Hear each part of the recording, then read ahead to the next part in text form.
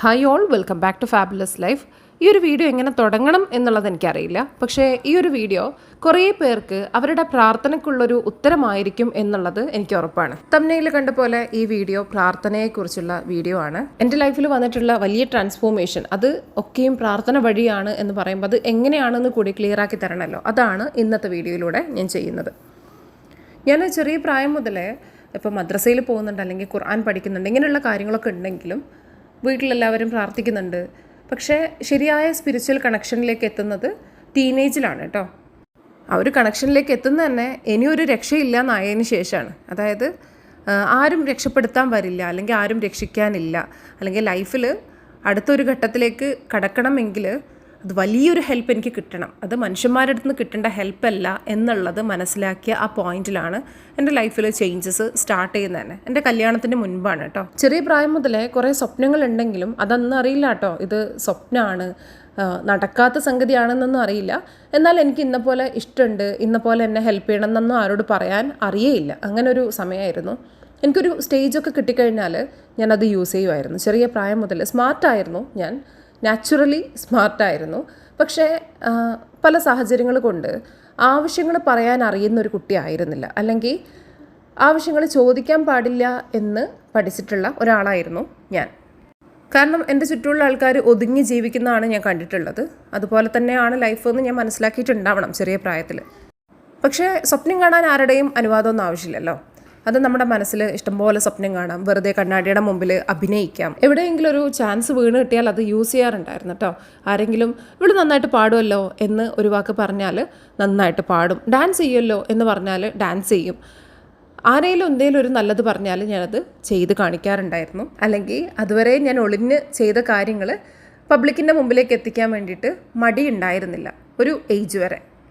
എന്തായാലും എൻ്റെ കല്യാണ കാര്യമൊക്കെ വന്ന സമയത്ത് എനിക്ക് ഒരുപാട് ഡ്രീംസ് ഉണ്ട്. പുതിയാപ്പിളനെ കുറിച്ചിട്ടൊക്കെ ഒരുപാട് ഡ്രീംസ് ഉണ്ട്. പക്ഷേ എൻ്റെ സാഹചര്യത്തിൽ അങ്ങനെ ഒരു പുതിയാപ്പിളനെ ഒത്തു കിട്ടാനുള്ളൊരു വഴിയേ ഉണ്ടായിരുന്നില്ല. അത്യാവശ്യം വലിപ്പമുള്ളതുകൊണ്ട് 15ാമത്തെ വയസ്സ് മുതൽ തന്നെ എനിക്ക് പുതിയാപ്പിളന്മാർ വരുന്നുണ്ടായിരുന്നു കേട്ടോ. നമ്മുടെ നാട്ടിലത്തെ ഒരു രീതിയിലാണ് ഞാൻ പറയുന്നത്, പുതിയാപ്പിളന്മാർ വരുന്നുണ്ടായിരുന്നു. ഫസ്റ്റായിട്ട് ഒരാൾ എന്നെ കാണാൻ വരുന്നത് എൻ്റെ 15ാമത്തെ വയസ്സിലാണ്.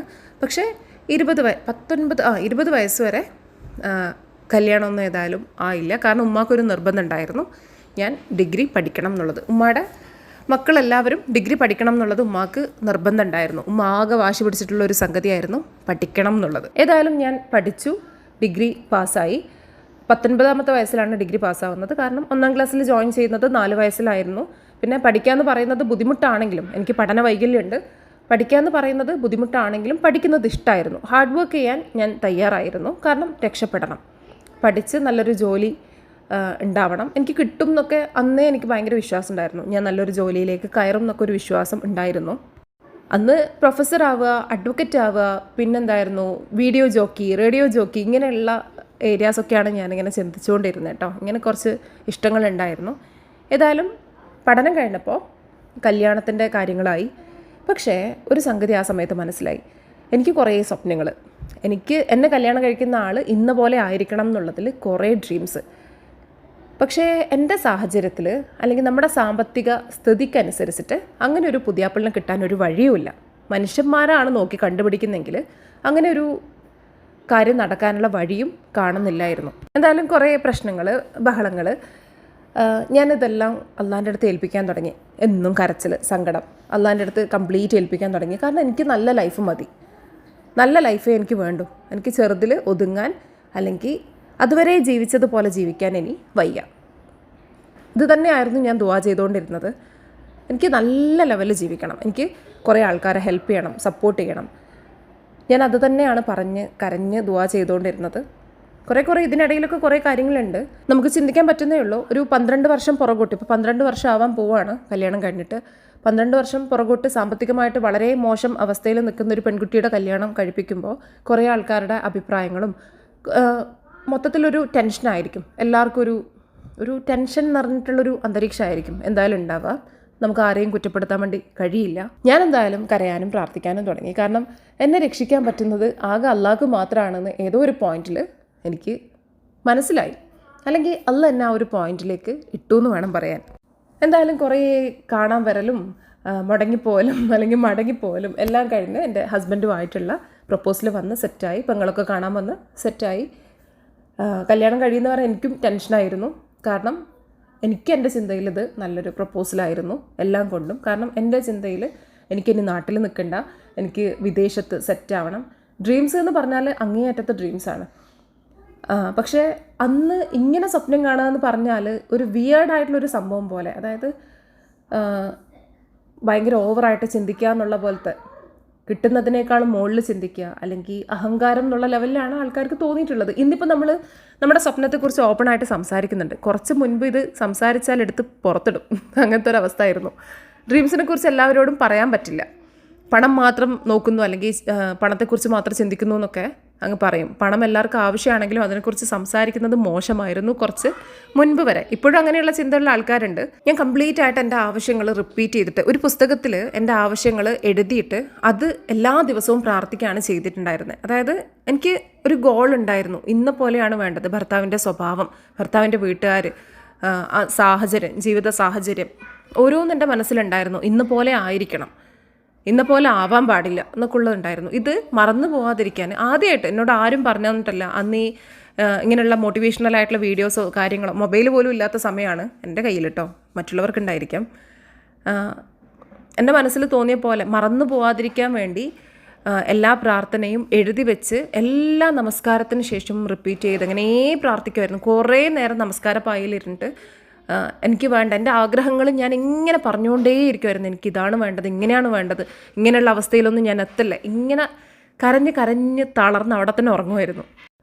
എന്തായാലും അള്ളാഹിനോട് പറഞ്ഞു കഴിഞ്ഞാൽ നടക്കും എന്നുള്ള ഒരു കംപ്ലീറ്റ് ആയിട്ട് സറണ്ടർ ചെയ്തങ്ങ് വിട്ടു. അതുപോലെ തന്നെയാണ് എൻ്റെ കല്യാണത്തിൻ്റെ കാര്യങ്ങൾ പിന്നെ നടന്നു. ഉഷാറായിട്ട് തന്നെ കാര്യങ്ങളൊക്കെ നടന്നു.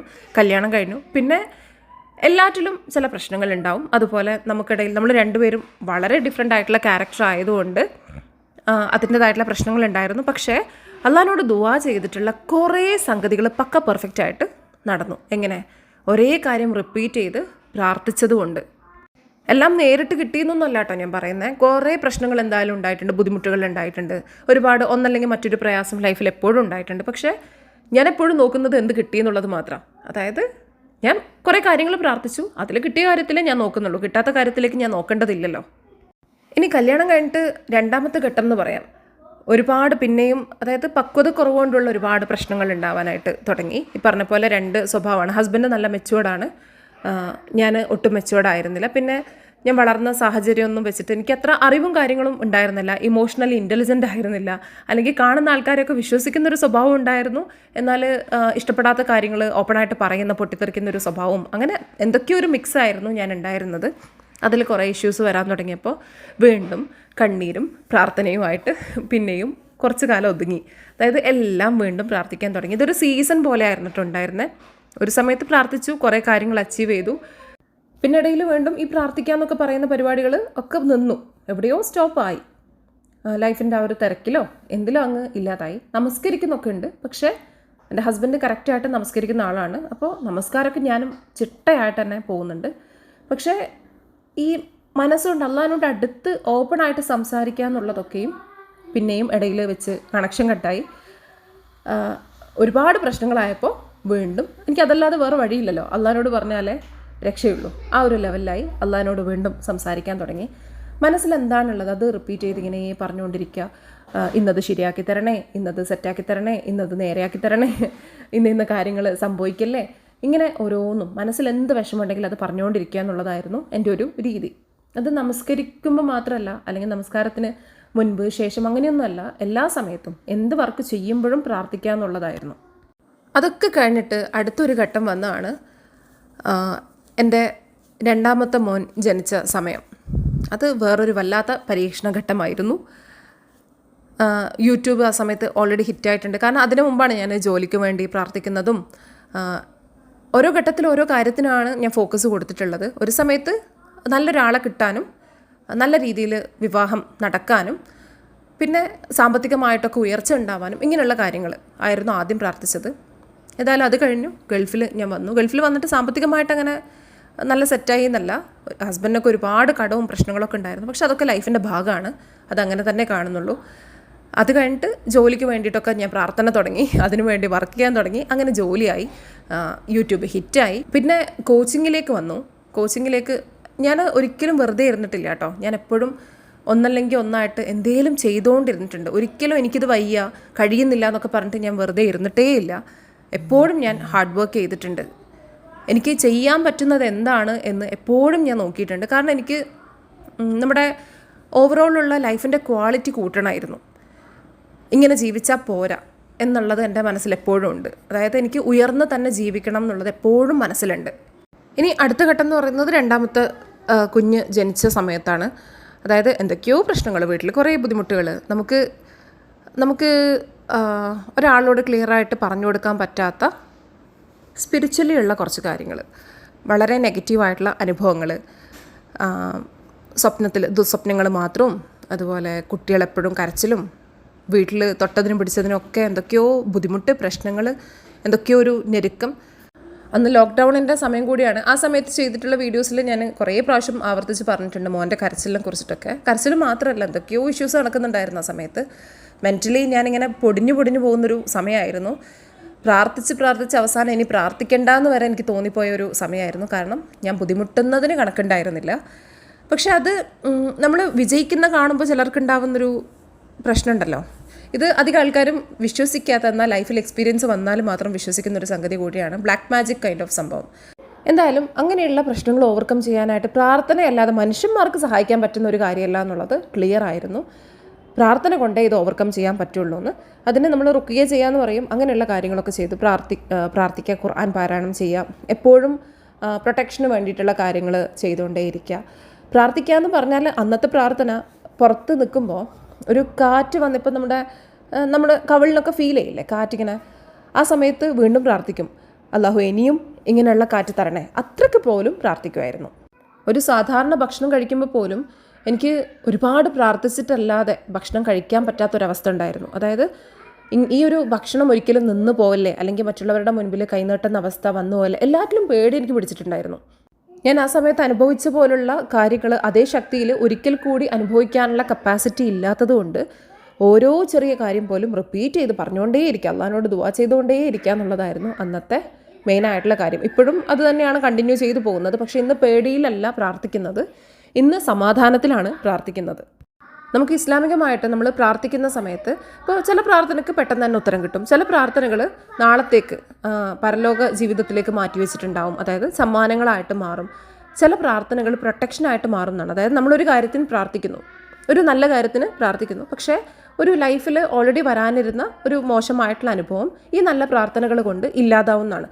അപ്പോൾ അതുകൊണ്ട് തന്നെ കണ്ടിന്യൂസ് ആയിട്ട് ചെറിയൊരു കുഞ്ഞു കാര്യത്തിന് പോലും ഒരു സ്കാർഫിൽ കുത്തുന്ന ഒരു പിന്ന് കാണാതിരുന്നാൽ പോലും പ്രാർത്ഥനയായിരുന്നു. അത്രയ്ക്ക്, അതായത് പ്രാർത്ഥന കൂട്ടുക, പ്രൊട്ടക്ഷൻ ഉണ്ടാക്കുക, ഇതായിരുന്നു ഞാൻ ചെയ്തുകൊണ്ടിരുന്നത്. എന്തായാലും കുറേ നാൾ അങ്ങനെ പോയി. എൻ്റെ കുഞ്ഞ് കരച്ചിൽ നിന്ന് ചിരിക്കാൻ തുടങ്ങി, നിലത്തിറങ്ങി കളിക്കാൻ തുടങ്ങി. ആ ഒരു ഘട്ടം അങ്ങനെ അവസാനിച്ചു. അത് കഴിഞ്ഞിട്ട് പിന്നെ ഏകദേശം സമാധാനത്തിൽ എന്ന് പറഞ്ഞാൽ ഒരുപാട് ട്രോമറ്റൈസിങ് ആയിട്ടുള്ള കാര്യങ്ങളിലൂടെ കടന്നു പോയി കഴിഞ്ഞാൽ പിന്നെ അത് ഹീലാവാനുള്ളൊരു ടൈമാണ് നെക്സ്റ്റ്. പിന്നെ ആ ഒരു പീരീഡ് ആയിരുന്നു വളരെ ലോ ആയിട്ടുള്ള അവസ്ഥ, പക്ഷേ സമാധാനമുണ്ട്. അത് കഴിഞ്ഞിട്ട് അടുത്ത ഘട്ടം വന്നത് എൻ്റെ കുട്ടികൾക്ക് എന്തോ ഡിഫറൻസ് ഉണ്ട് എന്നുള്ള ഒരു സംഗതിയിലേക്ക് എത്തിയത്. ഒരാൾക്ക് പറഞ്ഞാൽ മനസ്സിലാവുന്നില്ല, മറ്റേ ആൾക്കാണെങ്കിൽ പറയുന്നതൊക്കെ ഓവറായിട്ടാണ് അങ്ങ് എഫക്റ്റ് ചെയ്യുന്നത്. രണ്ടാളും രണ്ട് രീതിയിൽ. ഇതെന്നെ വല്ലാതെ പിടിമുറുക്കാൻ തുടങ്ങി, എന്നെ വല്ലാതെ ബുദ്ധിമുട്ടിക്കാൻ തുടങ്ങി. അങ്ങനെയാണ് കുട്ടികളുടെ ഡയഗ്നോസിലേക്ക് എത്തുന്നത്. കുട്ടികളെ ഡയഗ്നോസ് ചെയ്യുന്നത് ഒരാൾ ADHD, മറ്റേ ആൾ ഓട്ടിസ്റ്റിക്. ആ സമയത്തും ഇവരുടെ പ്രശ്നങ്ങളിങ്ങനെ ഞാൻ പുസ്തകങ്ങൾ വായിക്കുന്നുണ്ട്, ഒരുപാട് നോളജ് കളക്ട് ചെയ്യുന്നുണ്ട്. പക്ഷേ ഇവരെ രണ്ടുപേരും എക്സ്ട്രീം ലെവലാണ്. രണ്ടുപേരും രണ്ട് ലെവലിൽ രണ്ട് വ്യത്യസ്ത സ്വഭാവമുള്ള ആൾക്കാരായതുകൊണ്ട് ഇവരുടെ ഇടയിൽ നിന്ന് കാര്യങ്ങൾ പരിഹരിക്കുക എന്ന് പറയുന്നത്, എനിക്ക് ജോലിയുണ്ട്, ഞാനത് ചെയ്യണം, വീട്ടിലെ കാര്യങ്ങൾ മാനേജ് ചെയ്യണം. ഹസ്ബൻഡ് ഇടയ്ക്കിടയ്ക്ക് അടുത്തുണ്ടാവില്ല. ഹസ്ബൻഡ് അധികവും മറ്റുള്ള യാത്രകളിലൊക്കെ ആയിരുന്നു ആ സമയത്ത്, ഒരുമിച്ചുണ്ടാവില്ല. ഞാൻ തന്നെ ആയിരിക്കും ചിലപ്പോൾ പുറത്ത് പോകേണ്ടതും സാധനം വാങ്ങേണ്ടതും വീട്ടിൽ കുട്ടികളുടെ കാര്യം നോക്കേണ്ടതും സ്കൂളിൽ അയക്കേണ്ടതും അല്ലെങ്കിൽ ഇവരുടെ എല്ലാ കാര്യം നോക്കുന്നതും. അപ്പോൾ വീണ്ടും വലിയൊരു പണി കിട്ടിയ പോലെ ആയി. പക്ഷെ എന്തായാലും അതിനു മുൻപ് ആ ലോക്ക്ഡൗൺ സമയത്ത് അനുഭവിച്ച പോലെ അല്ല കേട്ടോ. എന്തായാലും അതിനേക്കാളും നല്ലതാണ്. അങ്ങനെ ഇതിനെക്കുറിച്ച് മനസ്സിലാക്കിയിട്ടാണ് അവസാനം ഈ ഡയഗ്നോസിലേക്കും കാര്യങ്ങളിലേക്കൊക്കെ എത്തുന്നത്. കുറച്ച് ബുദ്ധിമുട്ടായിരുന്നു ചില കാര്യങ്ങൾ അക്സെപ്റ്റ് ചെയ്യാനൊക്കെ. അയ്യോ എൻ്റെ കുട്ടികൾക്ക് ഇങ്ങനെയാണ് എന്നൊക്കെ അക്സെപ്റ്റ് ചെയ്തിട്ടാനൊക്കെ ബുദ്ധിമുട്ടായിരുന്നു. കാരണം കംപ്ലീറ്റ് ആയിട്ട് നമ്മൾ അവർക്ക് വേണ്ട കാര്യത്തിലേക്ക് പോവണമല്ലോ. അതായത് ഇന്ന ആൾക്ക് ഇന്നതാണ് റിസൾട്ട് ഉണ്ടാക്കുക, ഇന്ന ആൾക്ക് ഇന്നതാണ് ചെയ്യേണ്ടത്. ഈ രീതിയിൽ ആഴത്തിൽ പഠിക്കുക എന്നുള്ളത് ഒരുപാട് ടൈം കൺസ്യൂമിങ് ആയിട്ടുള്ള കാര്യമാണ്. ഈ സമയമൊക്കെ എങ്ങനെ കണ്ടെത്തുക? ഉറക്കൊഴിഞ്ഞിട്ട് വേണം ഈ സമയം കണ്ടെത്താനായിട്ട്. കൂടുതൽ വായിക്കണമെങ്കിൽ പഠിക്കണമെങ്കിൽ ഉറക്കൊഴിഞ്ഞിട്ട് വേണം ചെയ്യാനായിട്ട്. എന്തായാലും ആ ഒരു ഘട്ടവും പ്രാർത്ഥനയിലൂടെയാണ് ഞാൻ ഓവർകം ചെയ്തത്. ഇനി ഇതിലൊക്കെ എങ്ങനെയാണ് ഞാൻ ഈസിനെസ് ഉണ്ടാക്കുന്നത്? എനിക്ക് ഈസിനെസ് വേണ്ട സംഗതി അള്ളാഹിനോട് പറയും. അതായത് ഇപ്പോൾ ADHD കുറിച്ച്, ഓട്ടിസത്തിനെ കുറിച്ചിട്ട് എനിക്ക് പഠിക്കണം എന്നാണെങ്കിൽ ഞാൻ ഏറ്റവും നല്ല നോളജ് എൻ്റെ മുമ്പിലേക്ക് എത്തിക്കണേ എന്നാണ് പ്രാർത്ഥിക്കാറുള്ളത്. ഞാൻ അറിയേണ്ട കാര്യങ്ങൾ മാത്രം ഒന്ന് എൻ്റെ മുൻപിലേക്ക് വരണേ. ഞാൻ പെട്ടെന്ന് മനസ്സിലാക്കേണ്ട സംഗതികൾ എൻ്റെ മുൻപിലേക്ക് എത്തിച്ചു തരണേ. അല്ലെങ്കിൽ എവിടെയാണോ റിസൾട്ട് കിട്ടുക അതിലേക്ക് നീ എന്നെ എത്തിക്കണേ. ഇപ്പോൾ കുഞ്ഞ് കരയുന്ന സമയത്ത് ഞാൻ എപ്പോഴും ദുആ ചെയ്തുകൊണ്ടിരുന്നത്, അത് അനിയത്തിയായിരുന്നു ആ ഒരു ദുആ പറഞ്ഞത്. അതായത് എവിടെയാണോ ഷിഫ എന്ന് പറഞ്ഞാൽ ആ ഒരു രോഗത്തിനുള്ള ശമനം, അല്ലെങ്കിൽ നമ്മൾ അനുഭവിച്ചുകൊണ്ടിരിക്കുന്നതിനുള്ള ശമനം എവിടെയാണോ അവിടത്തേക്ക് എത്തിക്കണേന്ന് ദുആ ചെയ്യാനായിട്ട്. നമ്മുടെ ഒരു അസുഖം, ആ അസുഖത്തിൻ്റെ ശമനമുള്ളത് ചിലപ്പോൾ നിങ്ങൾ എന്നും കാണിക്കുന്ന ഡോക്ടറെ അടുത്തായിരിക്കില്ല, അല്ലേ? വേറൊരു ഡോക്ടറെ കാണിക്കുമ്പോഴായിരിക്കും അത് മാറുക. അപ്പോൾ ഒരു 10 ഡോക്ടറെ അടുത്ത് മാറി മാറി കാണിക്കുന്നതിനേക്കാളും ഞാൻ നേരെ അതിൽ തന്നെ പ്രാർത്ഥിച്ചു വെക്കും. അതായത് എനിക്ക് ശമനം തരുന്ന ഡോക്ടറെ അടുത്ത് തന്നെ എന്നെ എത്തിക്കണേ എന്നുള്ളത്. അല്ലെങ്കിൽ ഞാൻ ഈവൻ ദുആയുടെ കാര്യത്തിലും ദുആ ചെയ്യുമായിരുന്നു. ഞാൻ എന്താണ് ദുആ ചെയ്യേണ്ടതെന്നുള്ളത് എനിക്ക് മനസ്സിലാക്കി തരണേന്ന് ഞാൻ ദുആ ചെയ്യാറുണ്ടായിരുന്നു. ഇനി പ്രൊഡക്ടിവിറ്റി എന്ന് പറഞ്ഞാൽ എനിക്ക് ന്യൂറോ ഡൈവേർജൻ്റ് ആയതുകൊണ്ട് തന്നെ എല്ലാ കാര്യവും ഇന്ന പോലെ ചെയ്യുക, ഇന്ന സമയത്തിനുള്ളിൽ ചെയ്യുക എന്നൊക്കെ പറയുമ്പോൾ അതെനിക്ക് ബുദ്ധിമുട്ടുള്ള കാര്യമാണ്. എനിക്ക് ഹെൽപ്പ് കിട്ടുന്നത് പ്രാർത്ഥനയിലൂടെയാണ്. ഞാൻ ഏത് കാര്യമാണ് ആദ്യം ചെയ്യേണ്ടതെന്നുള്ളത് അതിനനുസരിച്ച് എന്നെ മൂവ് ചെയ്യിക്കണേ, കാര്യങ്ങൾ എളുപ്പമാക്കി തരണേ, സമയം നീട്ടിത്തരണേ, ഇങ്ങനെ പല പ്രാർത്ഥനകൾ ഞാൻ പ്രാർത്ഥിച്ചുകൊണ്ടേയിരിക്കും. ചില സമയത്ത് ഇങ്ങനെ നേരത്തെ പ്രാർത്ഥിച്ചു വെച്ചിട്ട് വലിയ ജോലികൾ ചെയ്തു തീർന്ന സമയം നോക്കുമ്പോൾ സമയം അധികം പോയിട്ടുണ്ടാവില്ല. അതൊക്കെ വലിയ അത്ഭുതമാണ്. എന്തായാലും നിങ്ങൾക്കും ഇതുപോലെ പ്രാർത്ഥിക്കാം. മനസ്സിൽ വരുന്ന കാര്യങ്ങൾ വേറെ ആരെയും ആശ്രയിക്കേണ്ടതില്ല. ശരിക്കും നമുക്ക് മനസ്സിലുള്ള കാര്യങ്ങൾ ഈ പറഞ്ഞ പോലെ നമ്മൾ പ്രാർത്ഥിക്കുന്നുണ്ടെങ്കിൽ നമുക്ക് ആ ഒരു സേഫ്റ്റി ഫീൽ ചെയ്യും. നിങ്ങളെ പ്രൊട്ടക്റ്റ് ചെയ്യാൻ നിങ്ങളുടെ ചുറ്റും ആൾക്കാരില്ലെങ്കിലും നിങ്ങൾ കൃത്യമായിട്ട് പ്രാർത്ഥിക്കുന്നുണ്ടെങ്കിൽ നിങ്ങൾക്ക് ആ ഒരു പ്രൊട്ടക്ഷൻ, സേഫ്റ്റി ഫീൽ ചെയ്യും. നിങ്ങൾ കോൺഫിഡൻ്റ് ആവും. നമുക്ക് ഫ്യൂച്ചറിലുള്ള കാര്യങ്ങളെക്കുറിച്ചിട്ട് ഒരുപാട് ചിന്തകൾ ഉണ്ടാവില്ല, വിഷമങ്ങൾ ഉണ്ടാവില്ല. ഓരോന്നും അതിൻ്റെതായിട്ടുള്ള സമയത്ത് നടന്നോളും. ഇത്രയൊക്കെ നമ്മൾ ഓവർകം ചെയ്തല്ലോ. നിങ്ങളുടെ ലൈഫ് എടുത്ത് നോക്കുക. നിങ്ങൾ എത്രയോ കാര്യങ്ങളിലൂടെ കടന്നു പോയിട്ടുണ്ടാവും. അതൊക്കെ ഓവർകം ചെയ്തില്ലേ? പ്രാർത്ഥിച്ചാൽ അതൊക്കെയും കുറച്ചുകൂടി എളുപ്പമായിട്ട് മാറും. അല്ലെങ്കിൽ ഇനി വരാനിരിക്കുന്ന കാര്യങ്ങൾ എളുപ്പമായിട്ട് മാറും. നിങ്ങളുടെ ഹീലിംഗ് എളുപ്പമായിട്ട് മാറും. ഇനി എൻ്റെ ഫാബീൻ്റെ കാര്യം എടുക്കുകയാണെങ്കിൽ എൻ്റെ ബ്രെയിൻ ഡിഫറെൻ്റ് ആണ്. അതുകൊണ്ട് തന്നെ എനിക്കൊരു കമ്പനി നടത്തിക്കൊണ്ട് പോകാമെന്നുള്ളത് ബുദ്ധിമുട്ടാണെന്നുള്ളത് എൻ്റെ ചുറ്റുമുള്ള ആൾക്കാർക്ക് അറിയായിരുന്നു. എനിക്ക് ചില കാര്യങ്ങൾ, എനിക്ക് നമ്പറൊക്കെ തലയിൽ നിൽക്കാൻ ബുദ്ധിമുട്ടാണ്, ആൾക്കാരുടെ പേരുകൾ നിൽക്കാൻ ബുദ്ധിമുട്ടാണ്, അങ്ങനെ കുറേ ഇഷ്യൂസ് ഉണ്ട്. എപ്പോഴും പുസ്തകവും പേന എടുത്തിട്ട് വേണം നടക്കാനായിട്ട്. പക്ഷേ ഫാബീൻ്റെ കാര്യം ഇത്ര വരെയും എത്തി നിൽക്കുന്നു. രജിസ്ട്രേഷൻ കഴിഞ്ഞ് ഉഷാറായിട്ട് തന്നെ കാര്യങ്ങൾ പോകുന്നുണ്ട്. പ്രാർത്ഥന കൊണ്ട് മാത്രമാണ്, പ്രാർത്ഥിച്ചുകൊണ്ട് മാത്രമാണ്. എൻ്റെ ബ്രെയിൻ്റെ കാര്യം പറയുകയാണെങ്കിൽ എൻ്റെ മക്കളുടെ 2 പേരുടെയും ബ്രെയിൻ എനിക്കുണ്ട്. അതായത് ADHDയുടെയും ഓട്ടിസത്തിൻ്റെയും ലക്ഷണങ്ങൾ എന്നിലുണ്ട്. എൻ്റെ ബ്രെയിൻ ഏത് ടൈപ്പാണെന്നുള്ളത് പറയണമെങ്കിൽ കുറച്ചും കൂടി കഴിയണം. കാരണം ഇപ്പോൾ ഫൈനലായിട്ട് ഇപ്പോൾ ഒരു ഡോക്ടർ പറഞ്ഞിട്ടുള്ളത് ഓട്ടിസ്റ്റിക് ആണെന്നായിരുന്നു. പക്ഷേ ADHDയുടെ ലക്ഷണങ്ങളാണ് എനിക്ക് കൂടുതലുള്ളത്. ഇൻഷാ അല്ലാഹ് ഫ്യൂച്ചറിൽ നല്ലൊരു ഡോക്ടറെ കണ്ടുമുട്ടാൻ പറ്റട്ടെ. ഡയഗ്നോസ് ചെയ്യണം. ചെയ്തത് കൊണ്ട് എന്തെങ്കിലും കാര്യമുള്ളത് കൊണ്ടല്ല, പക്ഷേ ഞാൻ ഇതും കൊണ്ടാണ് ഇത്രയും എത്തിയത് എന്നുള്ളത് എനിക്കൊന്ന് ജസ്റ്റ് പേപ്പറിൽ കാണാൻ വേണ്ടി. ഇപ്പോൾ കുട്ടികളുടേത് ഡയഗ്നോസ് ചെയ്ത പോലെ ഓക്കെ, ഇതും കൊണ്ടാണ് ഞാൻ ഇത്ര വരെ എത്തിയത് എന്നുള്ളൊരു മേ ബി വാലിഡേഷന് വേണ്ടിയിട്ടാണോ എനിക്കറിയില്ല. എൻ്റെ ഹസ്ബൻഡ് എന്നോട് പറഞ്ഞിട്ടുണ്ട്, നിനക്ക് ഇന്ന പോലൊക്കെ പ്രശ്നമുണ്ട് എന്നുള്ളത് എനിക്കറിയാം, നിൻ്റെ മക്കൾക്കറിയാം, അതുപോലെ നിൻ്റെ ഉമ്മക്കറിയാം, അല്ലെങ്കിൽ സിസ്റ്ററിനറിയാം. പിന്നെ ഡോക്ടർ ഒരു പേപ്പറിൽ എഴുതി തരണോ നിനക്ക് ഇന്ന പോലുള്ള ഇഷ്യൂ ഉണ്ട് എന്നുള്ളത്? നിനക്ക് നിന്നെ മനസ്സിലാവുന്നുണ്ടല്ലോ എന്നുള്ളത് ഹസ്ബൻഡ് പറഞ്ഞിട്ടുണ്ട്. മേ ബി ആ ഒരു വാലിഡേഷന് വേണ്ടിയിട്ടാണോ എനിക്കറിയില്ല. ഏതായാലും അത് ഫ്യൂച്ചറിൽ വരും പോലെ വരട്ടെ. ഫാബീൻ്റെ ഓരോ സംഗതിയിലും ഞാൻ അള്ളാഹിനോടാണ് ഹെൽപ്പ് ചോദിച്ചുകൊണ്ടിരിക്കുന്നത്. ഓരോ കുഞ്ഞു കാര്യം ദുആ തന്നെയാണ് ചെയ്യുന്നത്. അതൊരാളുടെ പേര് ഓർമ്മിക്കാനാണെങ്കിലും, അല്ലെങ്കിൽ പൈസയുടെ കാര്യങ്ങളാണെങ്കിലും, കോച്ചിങ്ങിൽ ക്ലാരിറ്റി കൊണ്ടുവരാനാണെങ്കിലും, അല്ലെങ്കിൽ അത് മാനേജ് ചെയ്യുന്ന സംഗതിയിലാണെങ്കിലും എല്ലാം പ്രാർത്ഥനയിലൂടെ തന്നെയാണ് മുന്നോട്ട് പോകുന്നത്. ഇന്നത്തെ ദിവസം വരെ ഞാൻ കടന്നു പോയിട്ടുള്ള വഴികൾ ഞാൻ എടുത്തു നോക്കുമ്പോൾ അതിലൊക്കെ വീണത് കൊണ്ടാണ് ഞാൻ പല കാര്യങ്ങളും പഠിച്ചതും അല്ലെങ്കിൽ ഈ ഒരു ലെവലിലേക്ക് ഞാൻ എത്തിയതും. ഈ ഒരു ലെവലിലെന്ന് പറയുമ്പോൾ ഇത് എല്ലാവർക്കും എത്ര വലിയ ലെവലാണ് എന്നെനിക്കറിയില്ല. പക്ഷേ എനിക്ക് എത്താൻ പറ്റുന്നതിൽ ഏറ്റവും വലിയ ലെവലിലാണ് ഞാനിപ്പോൾ ഇരിക്കുന്നത്. കാരണം എൻ്റെ ബ്രെയിൻ വെച്ചിട്ട് എനിക്ക് എത്താൻ പറ്റുന്നതിൽ ഹയസ്റ്റ് ആയിട്ടുള്ള ഒരു ലെവലിലാണ്. എൻ്റെ ഇതുവരെയുള്ള ഹാർഡ് വർക്കിൽ ഹയസ്റ്റ് ആയിട്ടുള്ള അല്ലെങ്കിൽ ഒരു പെർഫെക്റ്റ് ആയിട്ടുള്ള ലെവലിൽ തന്നെയാണ് ഞാൻ ഇരിക്കുന്നത്. ഇനിയും ഞാൻ ഹാർഡ് വർക്ക് ചെയ്താൽ എനിക്ക് ഇതിനേക്കാൾ അപ്പുറത്തേക്ക് പോകാൻ പറ്റും ഇൻഷാ അല്ലാ. ഈ ഒരു ഉറപ്പിൽ പറയാൻ പറ്റുന്ന തന്നെ ഹാർഡ് വർക്ക് ചെയ്യാൻ പോലും കഴിയാനായിട്ട് ഞാൻ ദുആ ചെയ്യുന്നത് അള്ളാഹിനോട് തന്നെയാണ്.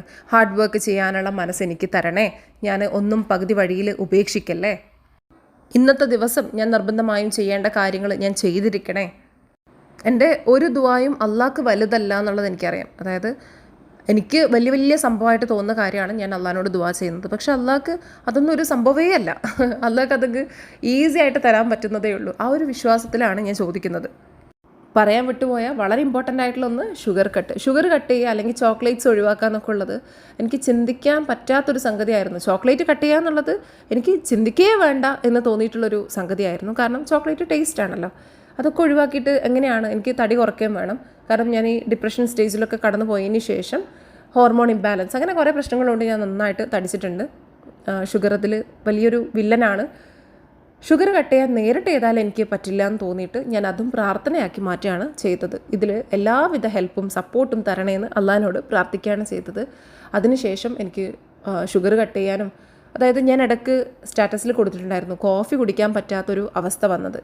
ഒക്കെയും ഈ മാറ്റത്തിൻ്റെ ഭാഗമായിരുന്നു. ഓരോന്നും പ്രാർത്ഥിക്കുന്നു, പല കാര്യങ്ങൾ എന്തൊക്കെയോ ആവുന്നു, നടക്കുന്നു. ആ ഒരു കോഫി കുടിക്കൽ സ്റ്റോപ്പ് ആയതിനു ശേഷം ഞാൻ പലതരത്തിലുള്ള വെള്ളം കുടിക്കാൻ തുടങ്ങി.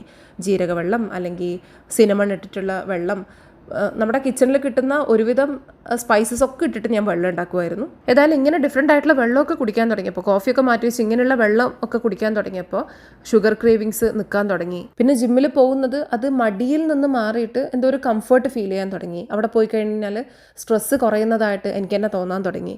അങ്ങനെ ഓരോന്നും പ്രാർത്ഥിക്കുന്നതിനെയാണ് മാറ്റം വന്നിട്ടുള്ളത്, പ്രാർത്ഥിച്ചിട്ടാണ് മാറ്റം വരുത്തിയിട്ടുള്ളത്. ഇനിയും പറയാനാണെങ്കിൽ ഒരുപാട് സ്റ്റോറി ഉണ്ട് കേട്ടോ. ശരിക്കും നമ്മളാണ് നമ്മളെ ലിമിറ്റ് ചെയ്യുന്നത്. നമുക്ക് വേണ്ടത് ശരിക്കും ഇങ്ങനെ പ്രാർത്ഥിച്ച് വെക്കാവുന്നതേ ഉള്ളൂ. വിശ്വസിച്ച് പ്രാർത്ഥിക്കുക, പ്രാർത്ഥിക്കുന്നതിൽ വിശ്വസിക്കുക. നമ്മളിപ്പോൾ ഇനി ന്യൂ ഇയറിന് വേണ്ടിയിട്ട് കുറേ ഗോൾസൊക്കെ സെറ്റ് ചെയ്യും അല്ലേ. വെറുതെ ഗോൾസ് സെറ്റ് ചെയ്യുന്നതിന് പകരം അതൊക്കെയും പ്രാർത്ഥനയാക്കി മാറ്റുക. നിങ്ങളുടെ മനസ്സിൽ എന്തൊക്കെ വിഷമമുണ്ടെങ്കിലും അത് പ്രാർത്ഥനയാക്കി മാറ്റും. ഈവൻ ചില ആൾക്കാർക്ക് ഒരുപാട് തിരക്കിനിടയിൽ ഒരാൾക്കൊക്കെ ക്ലിയർ ആയിട്ടുള്ളൊരു റിപ്ലൈ കൊടുക്കുമ്പോൾ ഞാൻ ചിന്തിക്കാറുണ്ട്, മേ ബി ഇവർ അള്ളാഹിനോട് പ്രാർത്ഥിച്ചിട്ടുണ്ടാവാം, ഇവർ ദൈവത്തോട് പ്രാർത്ഥിച്ചതിനുള്ള റിസൾട്ടായിരിക്കാം ഞാൻ ഇവർക്ക് റിപ്ലൈ കൊടുത്തിട്ടുണ്ടാവാം. അതായത് കുറേ മെസ്സേജ് ഉണ്ടാവും, ഞാൻ കുറേ മെസ്സേജ് കേട്ട് വിട്ട് കളഞ്ഞിട്ടുണ്ടാവും. ഒരാൾക്കായിരിക്കും, ഏതെങ്കിലും കൂട്ടത്തിലുള്ള ഒരാൾക്കായിരിക്കും റിപ്ലൈ കൊടുക്കുന്നുണ്ടാവുക. അപ്പോൾ അത് സ്പെഷ്യലാണ് അല്ലേ. അവർ അതിനു മുൻപ് ദൈവത്തോട് പ്രാർത്ഥിച്ച പ്രാർത്ഥനക്കായിരിക്കണം ഈ ഒരു ഉത്തരം കിട്ടിയിട്ടുണ്ടാവുക. കഴിഞ്ഞ ദിവസം കൂടി ഞാൻ കുറേ മെസ്സേജ് നോക്കി, അതിൽ കൂട്ടത്തിൽ ഒരാൾക്ക് റിപ്ലൈ കൊടുത്തപ്പോൾ ഒരു ചെറിയ റിപ്ലൈ ആണ് കൊടുത്തത്. പക്ഷെ അവർ പറഞ്ഞു എനിക്ക് കണ്ണ് നിറഞ്ഞു പോയി അതിനിടെ ഈ ഒരു റിപ്ലൈ കേട്ടപ്പോൾ എന്നൊക്കെ പറഞ്ഞപ്പോൾ ഞാൻ ശരിക്കും അത് അവരുടെ പ്രാർത്ഥനയ്ക്കുള്ള ഉത്തരമായിരിക്കാം. അപ്പോൾ ഈ രീതിയിൽ എല്ലാം പ്രാർത്ഥനയായിട്ടൊന്ന് കണക്ട് ചെയ്യുക. നിങ്ങൾക്ക് എന്തുണ്ടെങ്കിലും പ്രാർത്ഥനയായിട്ട് കണക്ട് ചെയ്യുക. എന്ത് വിഷമാണെങ്കിലും എന്ത് സ്വപ്നമാണെങ്കിലും ഒക്കെയും. ഈ ഒരു വിഷയം ഒരുപാട് പറഞ്ഞിരിക്കാൻ പറ്റുന്നൊരു വിഷയമാണ്. നമുക്ക് ഇനിയും ഇതുപോലുള്ള വീഡിയോ ആയിട്ട് വീണ്ടും കാണാം. ഇന്നത്തെ വീഡിയോ ഇഷ്ടമായിട്ടുണ്ടെങ്കിൽ അത് ലൈക്ക് ചെയ്യുക. ചാനൽ ആദ്യമായിട്ട് കാണുന്നതാണെങ്കിൽ സബ്സ്ക്രൈബ് ചെയ്യാൻ മറക്കണ്ട. മറ്റൊരു നല്ല വീഡിയോ ആയിട്ട് വീണ്ടും കാണാം. അൻറ്റിൽ ദെൻ ബൈ.